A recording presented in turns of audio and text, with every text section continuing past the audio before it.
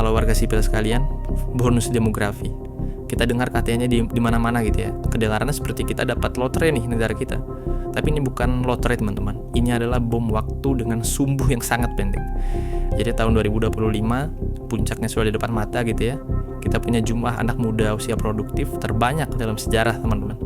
Secara teori ini adalah mesin roket untuk ekonomi kita. Secara teori. Tapi mesin roket tidak akan menyala jika bahan bakarnya salah. Dan inilah 3 bahan bakar yang harus kita siapkan sekarang, bukan besok. Pertama, yaitu bongkar total sistem pendidikan vokasi kita.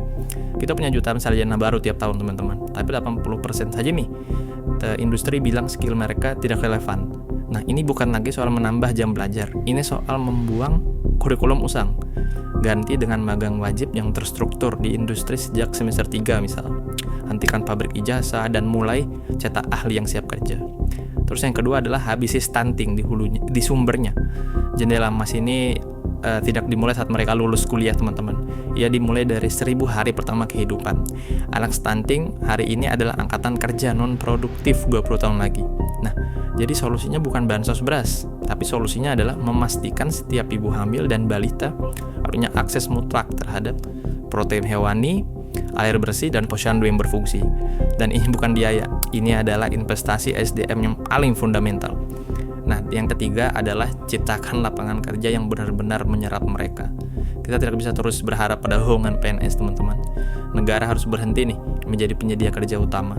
Caranya gimana? Berikan insentif pajak super agresif, bukan untuk perusahaan raksasa, tapi untuk setiap UMKM dan startup yang mau merekrut dan melatih lulusan-lulusan baru. Jadi buat biaya menciptakan satu pekerjaan baru itu lebih murah daripada mengimpor satu barang jadi. Jadi ada 3 ya, pendidikan yang relevan, generasi yang sehat, dan ekosistem kerja yang nyata. 3 hal ini tidak bisa ditawar-tawar.